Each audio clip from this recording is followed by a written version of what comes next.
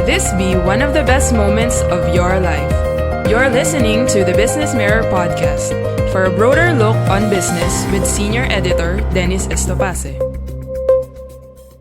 I'm Dennis Estopace, and welcome to Tuesdays with Tito, a podcast to be anchored by Tito Valiente, one of the 100 honorees in the Centenary of Philippine Cinema and columnist for the BusinessMirror newspaper.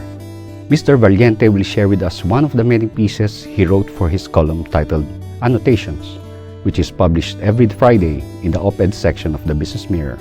We hope you enjoy your Tuesday with Tito.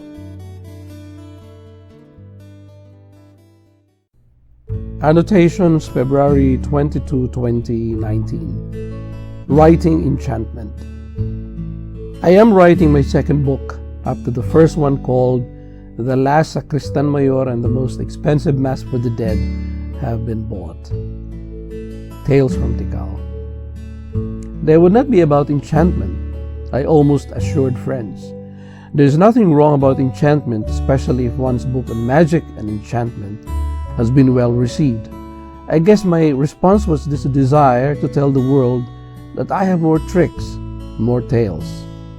If I wrote about Erlina, the storyteller who went into the world of Encantos, and the Onglo, the man who was half horse, half man, and Nanay Gurang, she who could whip to submission and to love any enchanted being guarding sacred gardens, I would, this time, talk about humans. These were men and women who populated my memory. As with Tales from Tikal, I would rely on memory. Memory is not remembering or drawing things from the past. Memory is a travel. Memory would bring footprints. I would be like Antonio Machado's call. Traveler, your footprints are the only road, nothing else. There are roads in my mind. They are clear as the day when I traveled with a grandfather who reminded me not to stay late out in the Uma or farm. Going home, we would pass by the tallest coconut tree on the island. On one of the palm fronds, a young man tried to walk up to its tip when the moon was shining bright. My other grandmother thought the sight of that young man would be too much for a young boy of 4 or 5 years of age. The stories in my next book would be about roads and paths. And if I may repeat, they would be about real people with real names and real birth dates.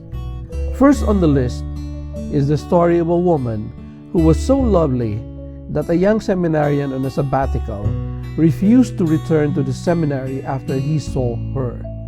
The woman was called Siete Figuras because she had 7 ways of walking, 7 manners of carrying her umbrellas. On Sundays, she would hang the umbrella around her lithe arm. When the sun was harsh, she angled the umbrella so that the fervid admirer, hiding behind a half-open window, could still see her faintest smile. I would write about an old man and an old woman who got lost at 12 noon in the town. The first was a certain Lulupudong. He was seen going out of his home a little 11:30 in the morning. As his home was at the corner of a street, people could see him about to cross on the other side of the street. People were not minding him as he stood there, walking a bit as if about to cross and then stepping back again to the low gate of his home. This went on for some 30 minutes until young men, one of them his grandson, went to him and held his hand. The old man looked up and looked across again. He stood there, appraising the rich growth of tuba or tuba-tuba plants around the edge of the convento of the old church. It took him another day to tell the story. He was trying to cross the street, but he could not because the rush of vehicles was endless. This on an island that had only about 3 or 4 cars and some trucks plying irregularly each day. The other woman was lost shopping. Around noon again, an old woman was returning to her home.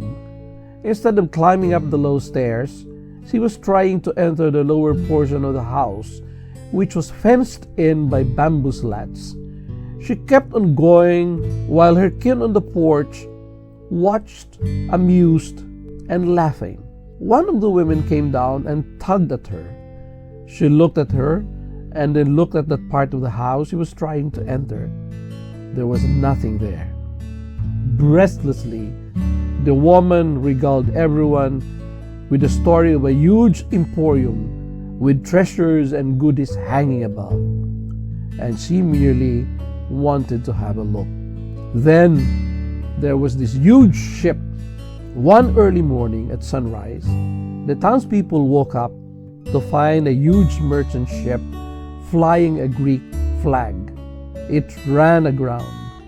The town officials and some teachers went as a group to ask what happened. Did they not know with their navigating devices that the area was shallow? The ship crew looked at the throng of people gathering below. It was when they came down and allowed some of the town officials onto the ship that the story was revealed. The ship had just left the port of Masbate when they spotted another well-lighted port. They checked their maps but could not see any indicator about the place. The sea seemed to bring them closer to the port, and as they got closer, they could see a busy city with cars of all make moving. As they have not yet reached the open sea, they decided to check the place. That was when the ship ran aground. In the morning, they saw they were on a lonely spot of a lovely, deserted beach. The locals called the place Burubarangay, literally like a barangay, pronounced without the hard G. The spot where they docked was facing the old municipal cemetery. What is a collection of stories without any mention about faith and religion? There is the story of a rich man who did not believe in God. When the priest was summoned to give him the last sacrament, he began cursing the priest and his family. As he would not receive the host, the priest then asked him to touch the rosary. The man grabbed the rosary and with his remaining strength broke it and flung it out of the massive open window of his room. That was in the evening. The next day, the man's guard dog came rushing with a rosary intact between its teeth. These are real stories, and there are more. They are not about unseen devils. They are not about magic and enchantment.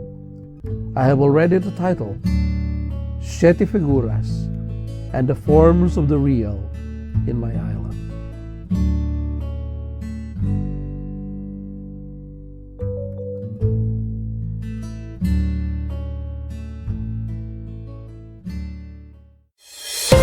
Thank you for listening to the Business Mirror podcast. For a broader look on business, follow us on Facebook and Twitter at Business Mirror. Until next time.